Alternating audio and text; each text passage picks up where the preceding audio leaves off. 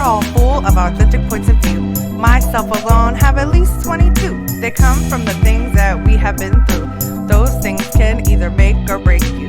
Life is full of ups and downs. It's our choice to either smile or frown. Please choose to smile today, because it's one thing that's free to give away. People say that life isn't hard, it's what you make of it. But what if only struggle surrounds you? What can you take from it? Life can be hard and some things aren't fair. Please listen to others just to be aware. All I'm saying, you never know what someone's going through. Just because they look happy doesn't make it true. Hopefully this podcast will help you see you are not alone, you at least got me. We are more alike than you may know, but if we stay quiet, we will never grow. Don't ever give up, because you got this. If you quit, think of all the opportunities that you could miss.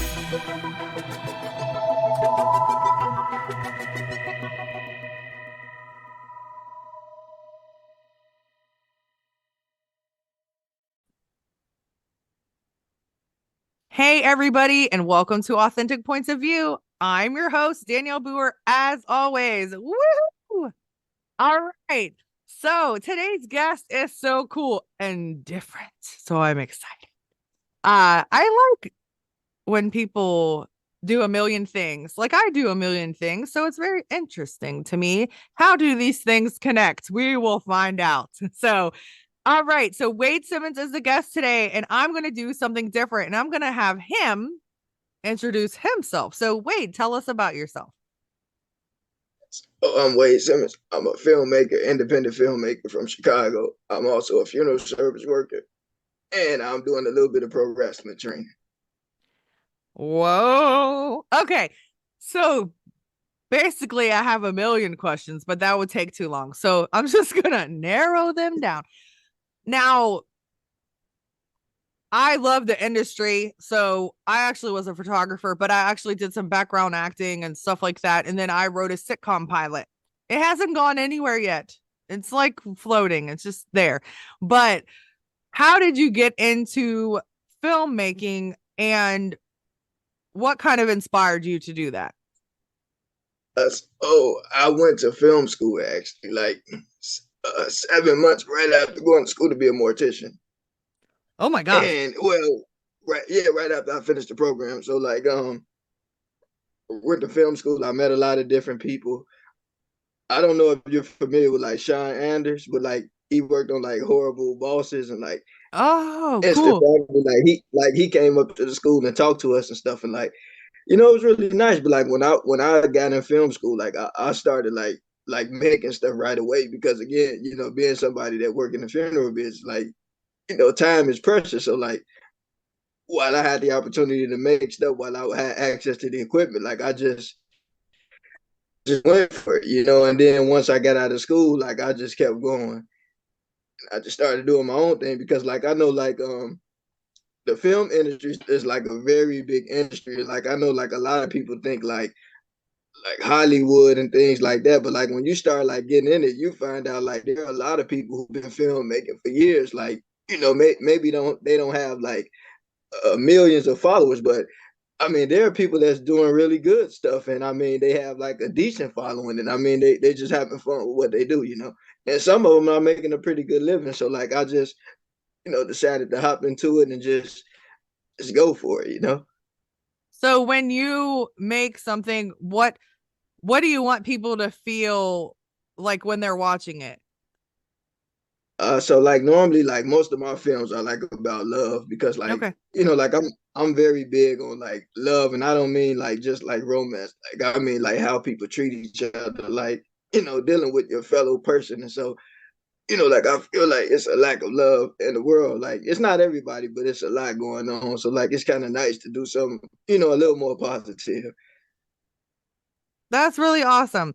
And I agree that there's not like a lot of love. There's a lot of negative things and hatred and mean people and stereotypes and all kinds of diddly squat. So diddly squat.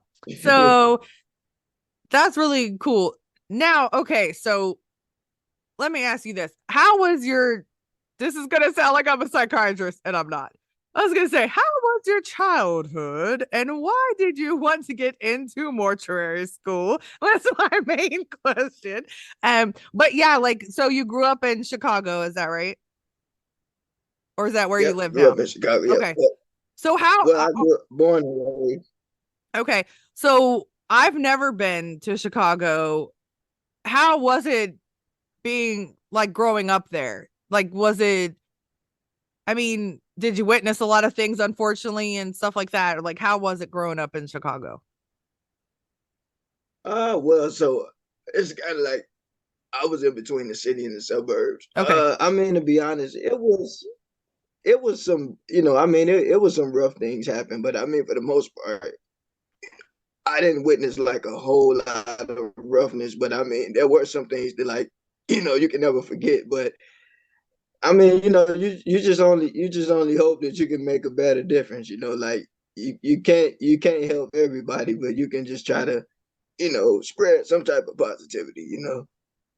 Yeah. I lived in Baltimore and I've seen a lot. And I've been through some stuff too. So I, cities now I live at near Atlanta and I love Atlanta, Georgia. It's Okay. awesome.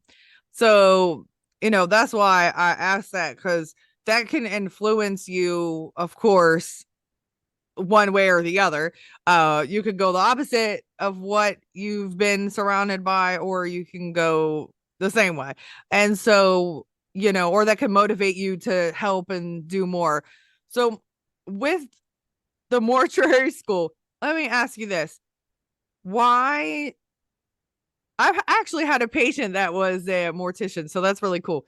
But what made you get, and you have to love people and really, like you said, have care for people to want to do that, because it could be a little scary, I think, in my opinion. But what motivated you to become go to mortuary school? Is that how you say it?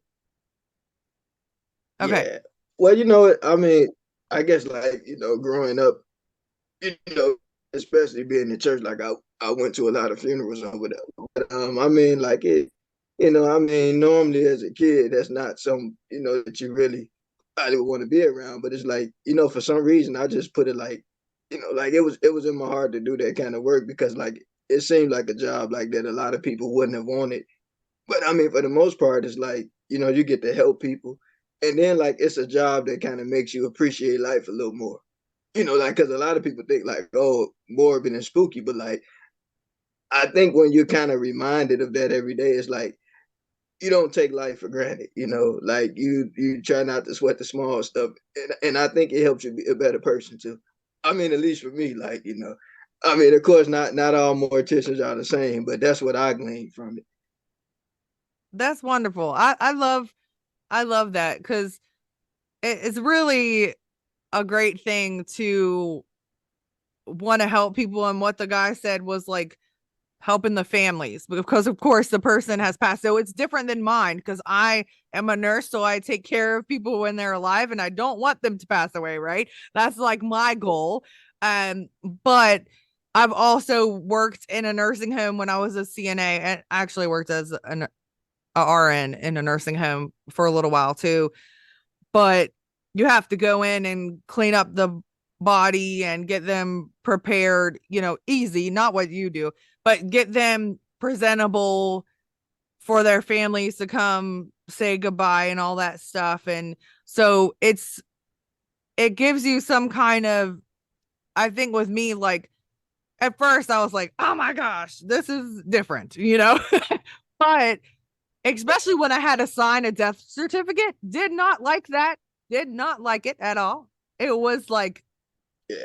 this is weird. Because again, in nursing, I don't think of it that way, but death is a part of life. Like we all have to die. So it's important for them to get the respect that, and so cleaning them up and being part of that and making the families happy that they actually get to say goodbye and have that last moment with them gave me a really good feeling. So it's just sometimes that's hard for people because you're right. Like it automatically becomes like oh, that's a spooky, weird thing. But because I feel like media, and so in filmmaking, that's fine. But like media makes it that way. So when you watch movies and Yeah, there's like a body or you hear a noise in there, you're not thinking it's a good thing, right? yeah, It's trying to entertain me or hang out, you know? It's not. yeah. It's nothing like Vincent Price portrayed it. Yeah. So, uh, I mean, and it's so quiet. Isn't it cold in there? Or Sometimes, yeah. so I've had to take bodies to, I don't even like to say the word the morgue, but I've had to take bodies and unfortunately the one hospital, like there was so many bodies that you had to stack them up, which is just horrible and that's sad. But it was like a walk-in refrigerator kind of thing. And then Hmm. you put the, yeah. And so I was like, oh my gosh. But it does give you like reality, and like you said, you're right, it makes you kind of appreciate what you have because Yeah, you're still standing up and you're still alive, and then that's a great way to look at it. So thank you for what you do. Because do have you ever had cases where it made you sad, or maybe the way the person passed away was just very traumatizing or anything like that? yeah. I would never forget it. It was years ago. There was a young lady. She had just got like a scholarship to college, and she died in a car accident. And Oh, I mean, I didn't know the girl. I never heard of the girl. But you know, my thing was like, for some reason, when I went home that day, like I was just like, man, like that really kind of bothered me. Like, it just, I don't know. It's almost like, like me, if I was ever a parent, which maybe God willing I will be someday. I'm like, man, like they got to be rough. yeah. So I honestly, we were on vacation last Christmas and I've seen a lot and I've been through a lot and I talk about it a lot, but I witnessed my brother commit suicide via the telephone. Mm. Like I heard him commit suicide, and but this situation was rough. It was like we were in Chattanooga, Tennessee last Christmas. Not last Christmas, that just passed, the one before, let me clarify. So like a year and a couple months ago. And a motorcyclist was on the ground. And so there was people there, but I pulled over, jumped out, and the guy goes, "Don't come close. He already passed away. Don't touch him." And there was blood everywhere and stuff. And my little girl saw it. And Ooh, she was 8 and she was so scared. And that was very traumatizing because I am a mom of several kids and I have older kids. And I thought, oh my gosh, it's Christmas Eve. Like, what if and now I'm a grief and PTSD coach, life coach. So yeah. I wasn't back then, but now I just thought automatically, how are you going to celebrate that holiday from now on when you think about, because you think about holidays are hard anyways, but if you lose your loved Mhm. one on a holiday or on somebody's birthday or on a holiday, yeah, it just makes it like 200 times worse because it you just think about them even more. And it just made me so sad. Like he was on his motorcycle was way over there, their chemicals were everywhere, blood was everywhere, Ooh, parts of stuff. And it was hard. And I have been through a lot, and I was just like, I didn't think that that would really have bothered me, but I think my daughter seeing it was harder because I'm trying to like be keep it cool for her and like keep her calm and stuff. And so, boy, but yeah, as far yeah, as that's like right. it was. I want to tell you a funny story just for fun. So it's not funny, but it is very funny. I was on actually a guest on a grief podcast, and even I was laughing on a grief podcast. Like, why? But I was talking about my brother's funeral, and my brother's funeral was a hot mess. Okay. My brother was a hot mess. I am a hot mess. And my brother was a jokester. And that guy, I don't know what a funeral director, whatever. He was like, because of the way my brother passed away, lots of people wouldn't do his funeral, right? Because they don't believe in that. They like, that's against, like, if you're religious, you don't, anyway. Yeah. So, and it was closed casket and all this stuff. So the funeral director literally said the word death, I think probably like hundreds of times. It was hilarious because he didn't know what to say. And he was like, when you die, because he's dead. And we were like, that's all. Like, Yeah. so funny. Like, I look back and I'm like, what kind of crazy shenanigans? Like, it was just crazy. Yeah. Oh, ski. Oh my gosh. Anyway, like, Yeah, well, it's definitely one of them jobs where you have to choose your words carefully, because well, but I mean every family is different. yeah, I yeah, mean, yeah. and We were, go ahead. it's like to me, it's one of those jobs where like to me you have to personalize everything. Like Yeah, you can't use what you used on another family. You have to be different, you right. know. Well, Yeah. and also the dynamic is different, but also it might be a different relation. Like, say it's your mom or it's your child or it's your Yeah. cousin or your whatever. So, and you're right, just like in nursing, everything is individualized. Just because you have diabetes doesn't mean you're going to have the same symptoms and everything. I mean, Yeah. basically there's base ones, but Yeah. somebody else might have diabetes and they might have kidney disease, right? So they're going to Yeah. be, so that's the same kind of thing. And that's a good thing because everybody's a human. So you should treat them Yeah. different because everybody's different, right? So that's And really good. I and like Go ahead. and like I had this one coworker, he retired though. He was funny. Like he always used to say he's like 80 something. And he always and like he said when he died, his wife could just buy another guy that looked half as good as him. I said, don't say. Oh no. Oh my gosh, that's the best. That's funny. Oh, see, I think you have to have a sense of humor though if you're doing that. Yeah, Now, yeah. I mean, everybody's different. yeah, yeah, that's true. So, all right. Now, you did the mortuary school first, and then you went to filmmaking school. Do you think you would ever incorporate like things that you have learned or funny things that have happened without giving out too much information into a film, or like death at a Probably, funeral kind of thing? probably not, because I think it'd be a little too close to home. So I better leave that alone. Oh, yeah.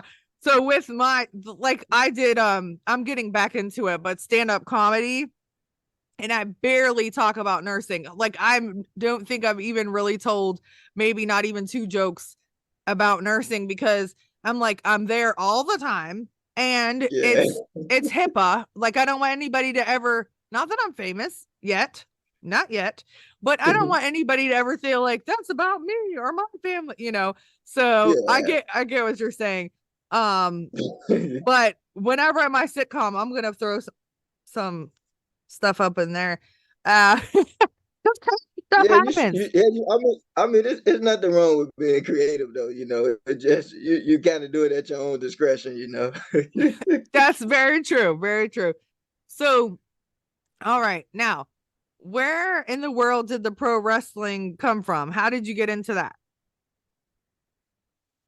Well, so for some reason, like I was always had like this thought, like maybe one day I would like get a chance to like go to WWE and probably have like a wrestling match because I wrestled in high school. Cool. And so there's a really popular wrestling school in Chicago.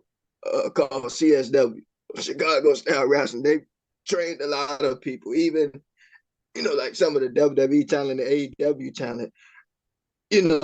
Some of them have been there too, and it's like I'm like I want to make a documentary about pro wrestling, so I went and I had been talking to the guy in charge, and so I went out and I met Boz.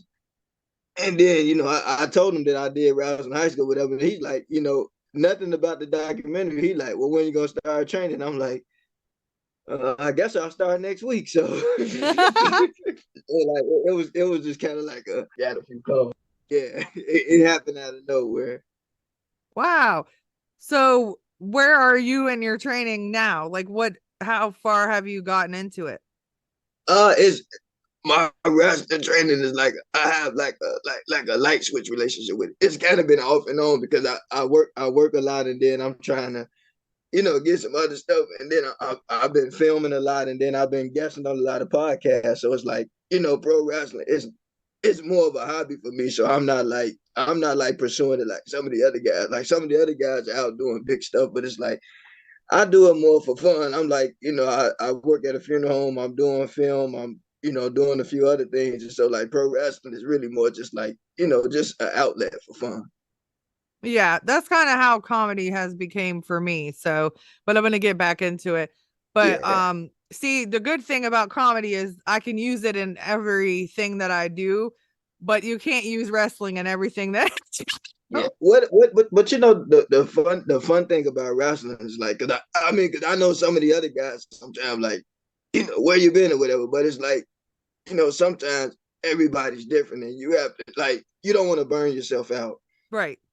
Because like I didn't share this, but like you probably noticed like my voice it changes because a few years ago I had noticed that I got diagnosed with spasmodic dysphonia. A lot of people like, what is that? But it's a very weird vocal disorder that's triggered by stress. So like if you get stressed or whatever, like well if I get stressed, my voice it changes, and then when I'm happy, my voice is clear. So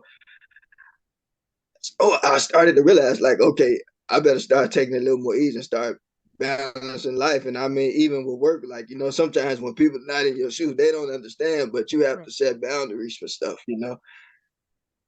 And so I'm like, wrestling is definitely more of a hobby. I mean, I film make, kind of like to, get myself out here, and then I'm doing the funeral home. So it's like, I'm not going to burn myself out though. So I'm just trying to create a healthy balance for myself. Right. That's awesome. And that's good. I mean, you don't want to overwhelm yourself or get burnt out. So that's good that you recognize that and you realize it, because sometimes I think in different careers, it's 20 years and then you go, oh crap, I'm, I'm burnt Yeah. out. I don't know. I'm overwhelmed. And so Yeah. then you kind of miss out on everything. And then life kind of passes you by, or you're just in a worse situation than you were. So that's really good that you realize that. So when you got diagnosed with that, is there any like vocal exercises or anything you can do to help? Or is it just literally Yeah. get triggered and Well, this is the funny thing about. Well, I mean, to me, I know some people don't joke about it, but to me, it's like, well, I look at it like this: it's not life threatening. I always say that it's life altering, but not life threatening, which is a good thing because like if I manage my stress, like I'm happy. See, my voice is normal. Like I can sing, I can, but like anything that like irritates me, or agitates me, it make my voice worse. So like, what the doctors recommended at the time was like, well, wait, why don't you just stop working in the funeral home and why don't you just be a filmmaker? But I'm like, yeah, I mean, I probably could do that, but like I said, I'm like, more so like I won't give up what I love. I'll just change the way that I do things. And I learned that sometimes, like, life is about growing and making changes. Like I just feel like I'm one of them people. Like I believe that like you have to learn to find a balance. Like, just because something has been the same way for 10 or 20 years, sometimes you got to change it up a bit because, like, you can be suppressing, like, your feelings or emotions. And and it seemed like it's nothing, but then it could end up affecting you in other ways. So like I try to tell people like you have to listen to your body and listen to your instinct. Yeah, definitely. Yeah, that's 100% true. I agree with you on that. That's something I talk about too, because like, I mean, I just literally fell down the stairs a couple weeks ago. Ooh, Yeah. And so I was on a like 8 or 9 day streak of walking and exercising because I need to lose a lot of weight. And then that day I was actually going to go. So I had on hiking shoes and the stairs were wet.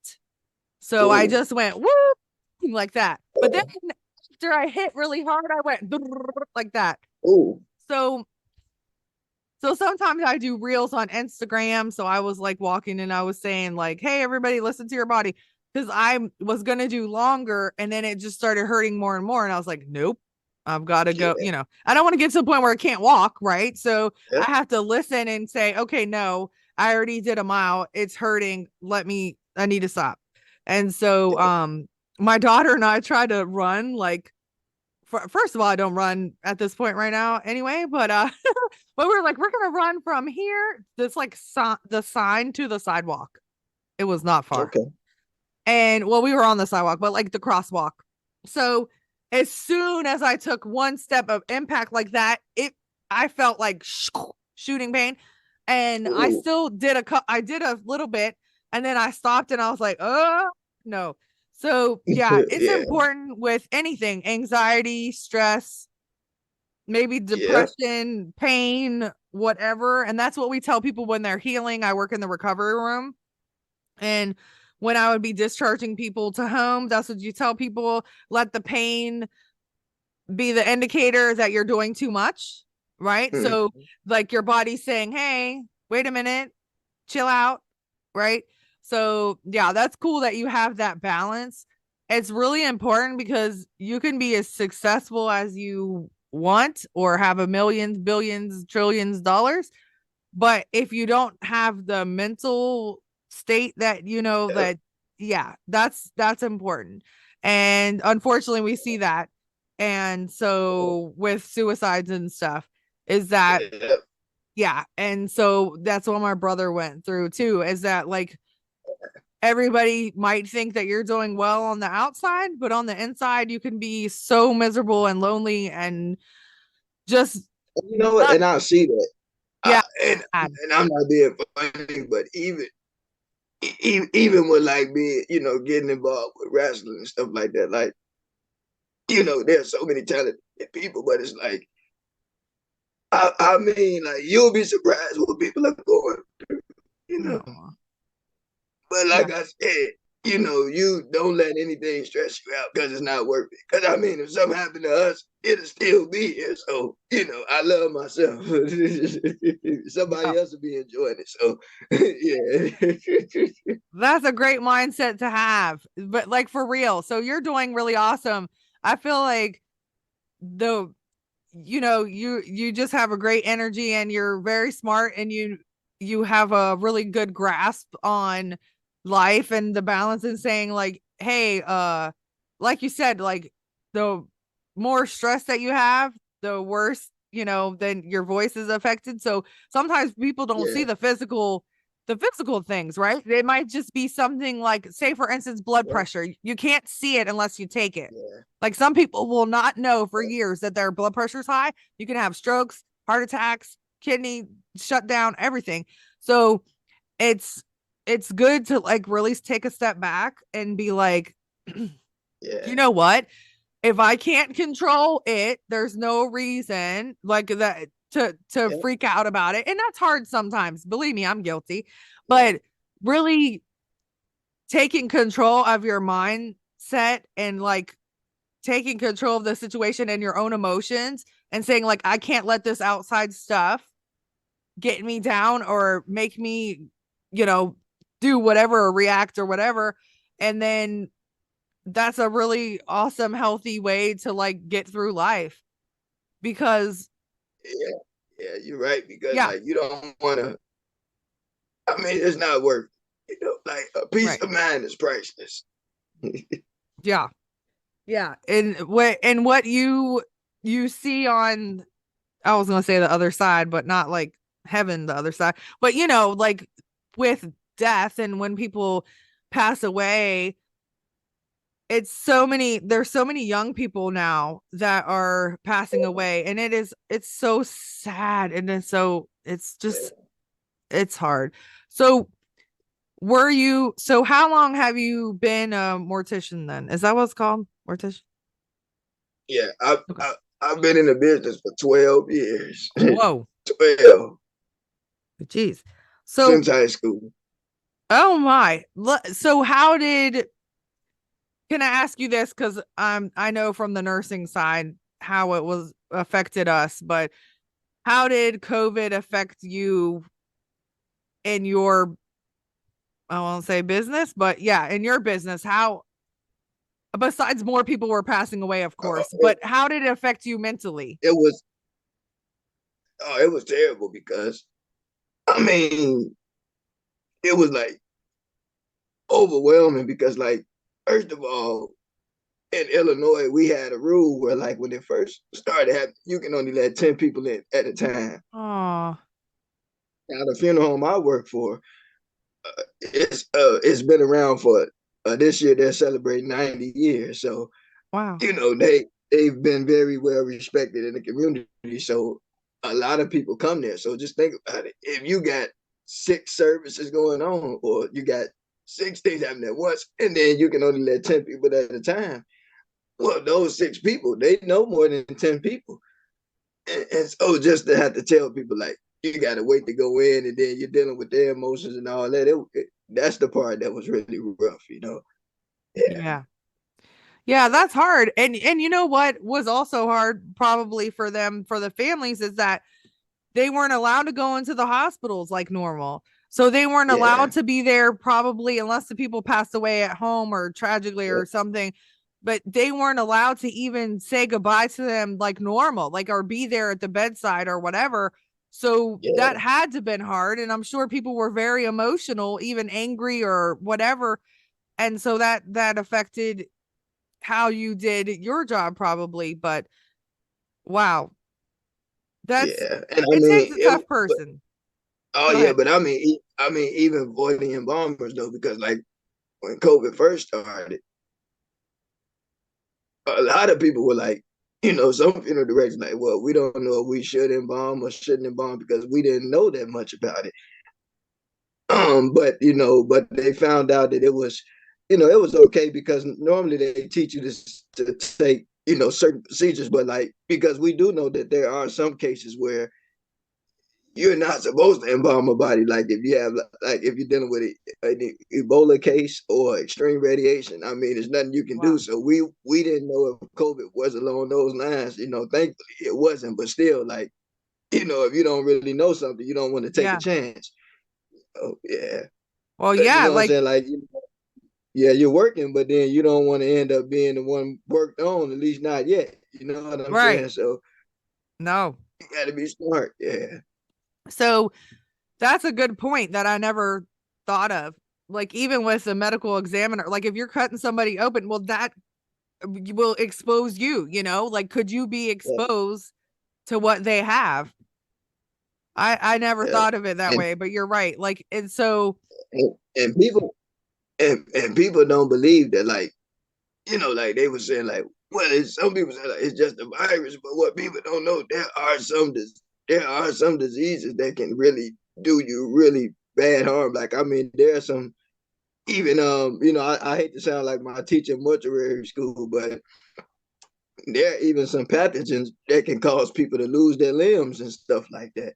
wow. Like a lot of people don't take that stuff serious, but you have to protect yourself and be careful. Yeah. Wow. So what, okay, we call it PPE in the hospital. Um, what do you know what that is? The protective, like the equipment that you wear, protective Yeah. equipment. So what do Yeah, we you we have to wear we have what to wear it too. It's called the same thing. okay.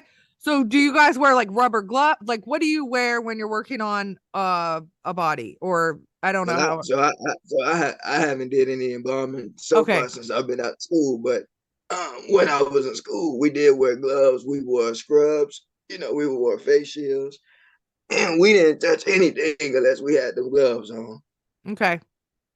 And Yeah. then, like when I used to come home from the medical examiner, like I wouldn't even wear that stuff home. Like I put that stuff down before I came home and put it in the bag, and then I go right to the shower. Yeah. Wow. See, But I mean, 'cause me, I'm a germaphobe anyway, so I don't oh, want to take no chances. yeah. Well, that's smart though. Because things could be on your shoes, on your clothes, you never know.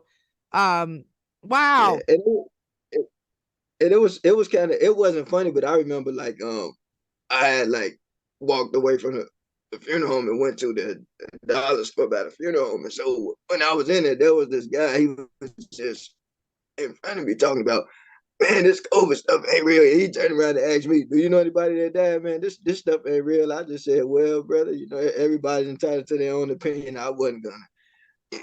I mean, I wasn't gonna go there with him. I'm one of them guys, but like, if you think the sky's red, then hey, be my guest. I know better, but that be my guest. You're like, yes, I've seen hundreds, unfortunately. That's so sad. Yeah. Yeah. So, well, I'm proud of you for getting through that, first of all, because that's tough. And just for the passion that you have for the industry that you're in, that it's probably very difficult to get through that, even mentally, to be in that industry for 12 years. I mean, wow. So that takes a tough person. So again, thank you. Thank you from my audience as well, because it mentally, it's got to take a toll on you to see so many people that have passed. But the way that you think of it is awesome. That you think of it as in, that makes me appreciate life more. And that's a nice thing that you do. So, all right. What advice do you have for like a person that wants to become a filmmaker besides going to school? Of course, that would be a number one. We have a great school here. It's called SCAD. It's Savannah. I don't know all the letters. It's SCAD, but arts and what is it? Arts and design. What the heck's the C stand for? Savannah? Maybe College of Arts and Design. Have you heard of SCAD before?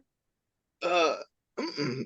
It's a big school. It's based in Savannah, but we have a Atlanta office. My daughter wants to go there when she's older. She's only 9 though. Okay. But so I actually was a background in a SCAD film that they made. I got to Right. be, yeah, I got to see the whole thing. It was really cool. She did a fantastic job. It was nice. But so what, other than going to school, obviously, what would you give advice to somebody that wants to get into the industry? I would say the smartest idea would be that you don't have to go to school really, because in the day and time we live in, get a camera, you know, maybe buy yourself some lights, you know, start writing scripts. You can go on backstage and cast professional actors, but I mean, you have to go to school. Like, we have all these tools like social media and stuff now that you can do it. And I mean, like, as far as the filmmaking side, all you need is a camera, some lights, maybe get you a couple of good mics and just go for it, because you develop it as you go anyway. Because to be honest with you, like, people are looking for new content. I mean, Hollywood ain't doing a number of remakes anyway, so like, Yep. they're looking for people to, just do something different and new, and you'll be surprised. But I feel like you're definitely right. You do not have to go to school, but definitely cast you some actors from backstage, here and there. If you want to get a couple of friends to help out, go for it and just try it out, because a lot of times you don't know what you can do until you try it. And then, I mean, as far as like the acting side, when I'm being acted, just maybe, they do have like some acting classes you can take online or whatever. Just give it a shot and just start, just go for it. And then I would say that for the people that want to do more of the Hollywood stuff, the best thing to do would be a lot of people get an agent. You know, I feel like the agent is probably just gonna take your money. I mean, don't get me wrong, like it's kind of a give and take type thing. But then too, I feel like rather than getting an agent, you can just get you a publicist, because the good thing about the publicist is like the publicist can connect you with resources to get you like well known, because like, you know, a lot of people don't advertise this, but like social media is a good tool. Like there are some people who are building, you know, a nice following online or whatever, but like if you get like a publicist can kind of help you get to other platforms that seem like, you know, are hard to get to, but they have access to people to connect you to. Yeah, that's true. But I would say stay on the independent side if you ask me though, because like you nothing wrong with the Hollywood thing or nothing like that. But I feel like, you know, like you have a little more liberty and freedom when you know, you do your own thing. And then one thing I would recommend is just don't get yourself in any debt. Like do what you can. Don't overdo it. Like, you know, make you a budget that you can work with. Don't get yourself in no debt because it's not worth it. You know, because if you make decent content with what you have, I believe the money and stuff will come, so you don't have to worry about that part. Yeah, that's awesome. So, also, I just want to tell everybody that there's a lot of Facebook book groups for everything. Okay. So Yeah, there's like ones like here in Atlanta. Of course, we have a big Tyler Perry Studios. We have a lot going on in here. yeah. And but and a lot of stuff's filmed here. So that's nice. But the thing is, like, if you go on Facebook wherever you live, there are I'm actually in a filmmaking group as well, but that was basically so I could find actors. But you know, like it's still, yeah. So I'm in that Yeah. kind of group for Atlanta area. I'm in like a couple of acting background stuff, different groups, different agencies that they post like background parts or whatever. But whatever you're looking for, you can find a group for it. I don't even care if it's you know, soccer players that wear polka dot shirts. I don't know. Like you can like Yeah. find anything, okay? Chess players that play backwards. I don't know. That's pretty specific. But I don't know how you would Yeah, do but I that. mean, Oh, you be surprised there are all type of groups, right? But no, but you're right, which kind of leads me to my third point. But that is this: don't be reactive, be proactive.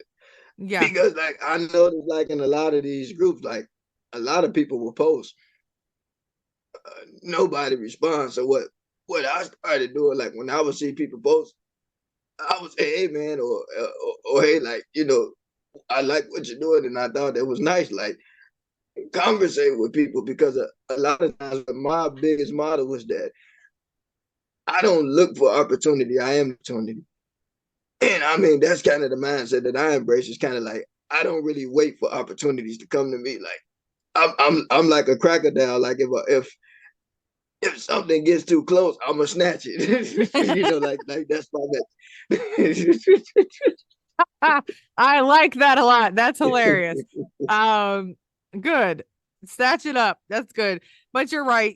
Whatever, no matter what you do or what you want to do, yeah, get like be proactive and pay attention and learn from other people. So say for instance, you know, maybe you do want to be a filmmaker, but you want to get into background acting just to learn.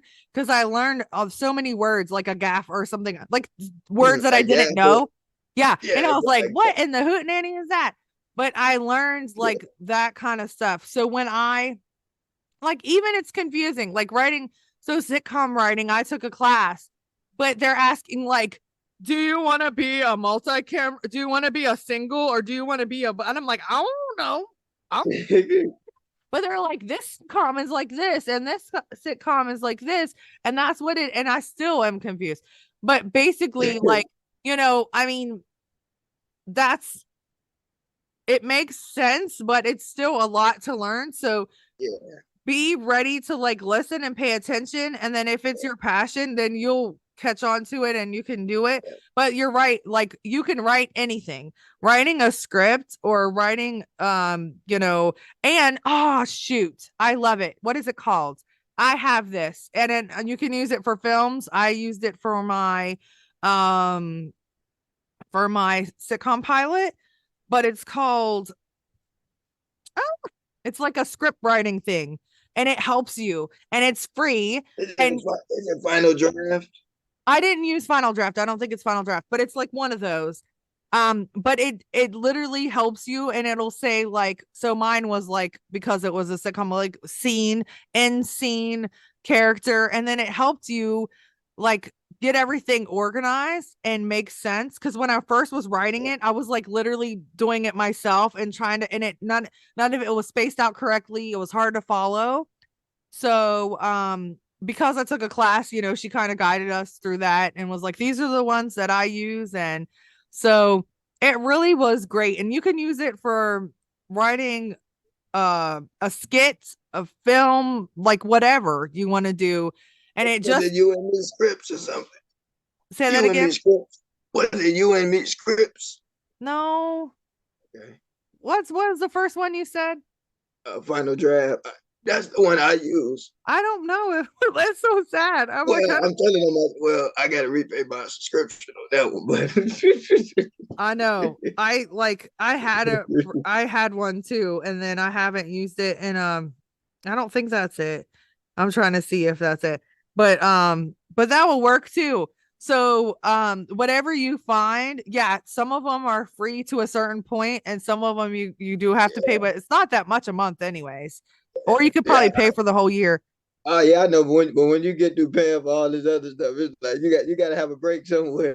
I know, believe me, I understand. I did photography and I was paying for all this editing software and all this, blah, blah, blah. Now I have a podcast and like the hosting site and the this and the that and the record, you know, and it's just like, okay. But yeah, it gets to be a lot. You are absolutely right. Even sometimes $7.99 can be a lot when you have like 100 $7.99s. That's a lot. But you know what? But it's a key thing that you just brought up too. That brings me to another point. No matter what you do, you got to invest in yourself. Yep. Because like if you don't, nobody else will. But if you invest in yourself, because think about it like this, like, you know, we like quality things. Like, well, me, I'm not gonna lie, I'm not a name brand type of guy. Like, I like Me plain, either. just regular stuff. But I mean, like, you know, you do have people that would, you know, spend $300 or $400 on a belt or on some shoes and things like that. And there's nothing wrong with that if that's what you like. But if you can do that, why not invest that in yourself? You Right. know, Yep. and you'll be surprised what they can do. So like, it's just like everything is just all in the way you do things, and just, Yeah. you know, we have the wisdom and the knowledge, but we have to utilize it. That's the key thing. Absolutely. And also, everybody, listen up. You can reuse things for different purposes. See this? This is a backdrop. This is a $200, $300 double-sided headshot backdrop, okay? I'm using it right Yeah, now. That is my background. My yeah, lights that I have on, they are really nice photography lights. I'm using it for this, right? So you can, like, unfortunately, I sold my camera. Ugh. But and I had a Sony A7 III, such a good camera for filming. oh, And oh, nice. I sold it. I'm sad. But anyways, I could have used my camera for that, but no, get rid of it. But yeah, so you can repurpose things. You can use things, you Yeah, can use old things that you were gonna sell for props, right? You can set up your yeah, own, like, that's a good thing now with social media, is that like you could start doing skits. My fiance's been telling me that for a long time, and I did do a couple. yeah. But I was in, do you know who Country Wayne is? Yep, Country Wayne. Yep. I was in 3 of his skits. And Oh, so nice. yeah, that was really cool. And but yeah, so you can you can start any kind of way that you want, just as long as you start, right? That's the first step, Yeah, is starting. yeah, So And because didn't you go ahead? every I'm sorry. Go ahead. I'm gonna say because everybody have a unique way of telling stories. Like I mean, like me and you, if we were both, you know, that's even if me and you were in Hollywood and they give us a script, like it could be the same script, same actors, but if they gave it to you, you would direct it different from me. Right. So like one thing that I do with filmmakers, like I don't judge filmmakers too harshly, like other people do, because my motto is that if you look for fault, you will find it. So Yeah. like me, I don't believe in like looking for fault. Like I try to see the good in what people do, because I mean in the world we live in nowadays, like people already kind of have a negative mindset. So like any little thing are gonna set them off. So like, to me it's like I'm one of the people where like, yeah, if you don't like something, everybody got a right to that. But it's like me, I try not to be really critical of people, because like even Seth Rogen was just saying the other day, like I was reading it, but like he was saying like sometimes like when these critics give them bad reviews and stuff, like they don't think about like how they can damage somebody's career, like Yeah. and like and I think like kind of like the world we live in, like I'm not gonna say we, but a lot of people kind of like that toxicness, kind of like just running things in the ground. But it's like with me, like we may not like everything or whatever, and we may not agree with everything, but it's like, like to me, like you try to see the good in what people are doing, because we're human beings and everybody's Yeah. different. So I try to give everybody that benefit of the doubt. Well, that's awesome. That's really good. That's what we should do. Like everybody should be kind, and like you said earlier, nobody knows what somebody's going through. So really just be respectful and kind. That's what everybody deserves, for goodness sake. Like why not? Um so that's really great. I think you're awesome. It was really nice talking to you. Thank you so much for coming on. Where can we find you? Do you have a like a website or social media or whatever? Yeah, so I'm Wade Simmons on Facebook. I mean, I'm a chatterbox, so feel free to reach out. Wade Jedi 99 on Instagram. I'm a very big Star Wars fan, so that's why I got the Jedi in the name. And then my film work is actually on Vimeo. Wade Filmmaker 777 on Vimeo. So Wade Filmmaker 37. All right. Awesome. And what is your do you have like a company name for your filmmaking? Yes, I got a legal. I was like this close to legalizing it, and then they messed up something. So it's like then I used the money for something else. But it's Yeah. but it's gonna be Wade in the Water Productions. I love that. That's an awesome name. Yeah, I know. But well, you got to trademark stuff and LLC and the blah blah blah and the blee blee Yeah. blee and But one thing I would tell people about getting the LLC, like when you do get one, like don't just get one to get one, because like you gotta pay for that, and then too, like you don't want to have to file for bankruptcy. Like, every year you have to pay. I have to pay because I let my photography one lapse and oh, they okay, will come after me and I'm like, I don't need it anymore. I sold my camera. I'm not doing it. Like yeah, I'm not yeah, making money illegally. Like I think they think I'm still doing it and I was just like, forget about it. yeah, Yeah. Yeah. yeah. So So it's like, so it's like it's good to have one if you're gonna make money with it, and then it's right. good to protect you from getting sued. But honestly, like I wouldn't get it like just to get it, because it's another part to it that they don't talk about. And you don't want to be like, get unnecessary money wasted like that. Because I mean, money is too valuable to waste. Like, even if I was a millionaire, I wouldn't make waste. Yeah. Yeah. Because I mean, it's so much other stuff you can use that money for. You can help people or something. Not just throw it away like it's nothing. I Yeah. know. I think some people do that and I uh I agree. Like you're right.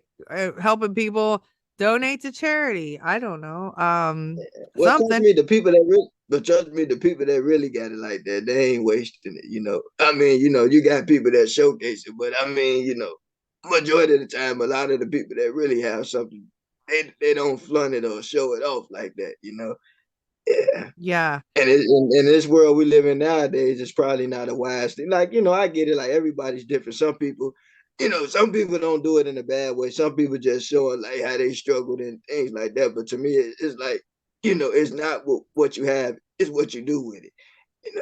And if it's really that important to you, then if you can help somebody, like, you can't help everybody, but help somebody, you know. Yeah, I Yeah. agree with you. Well, thank you so much, Wade, for coming on. It was so fun talking to you. Yeah, I had a blast too. Hopefully we can do this again sometime. Absolutely. I'd love to have you back on. Thank All you right. again and have a wonderful night. And I'll put all your information on there, especially your filmmaking one. When the Vimeo, how you say it? It's a video. Okay. I'll put that on there. And so hopefully everybody will watch it. And if you need a filmmaker, here he is. I'm right here. Look, That's right. There he I is right appreciate it. there. All right. Thank you so much, Wade. You have a great night.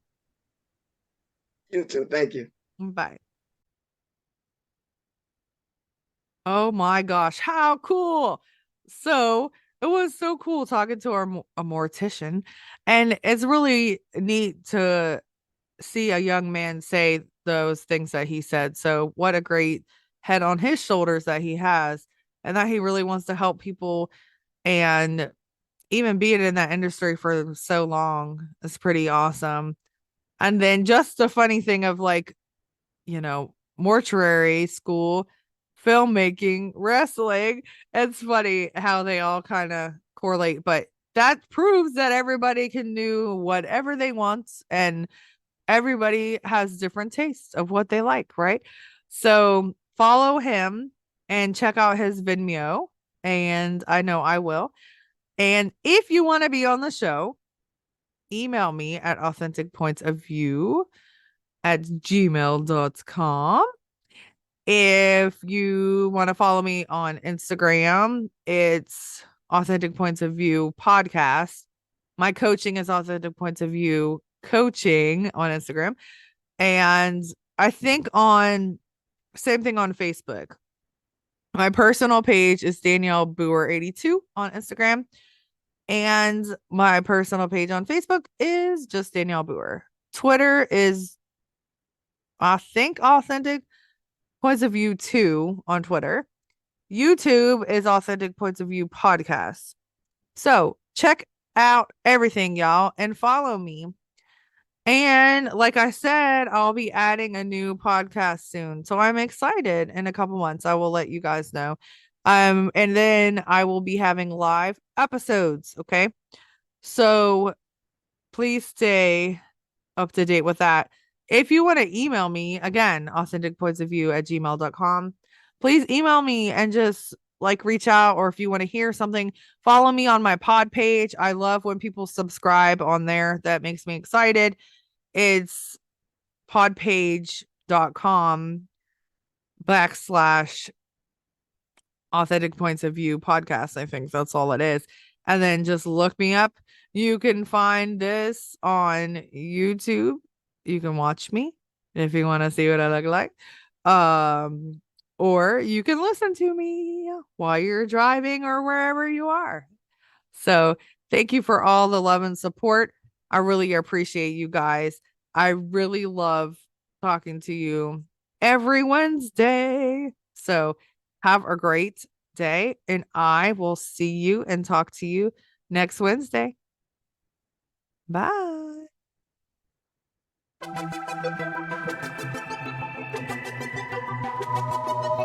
Thanks for listening to Authentic Points of View podcast. I hope that something you heard today changes your point of view. If you would like to share your views, please email me at authenticpointsofview@gmail.com or leave a comment on Facebook at Authentic Points of View podcast. Remember, always be mindful of other people's journeys and have open ears and an open heart.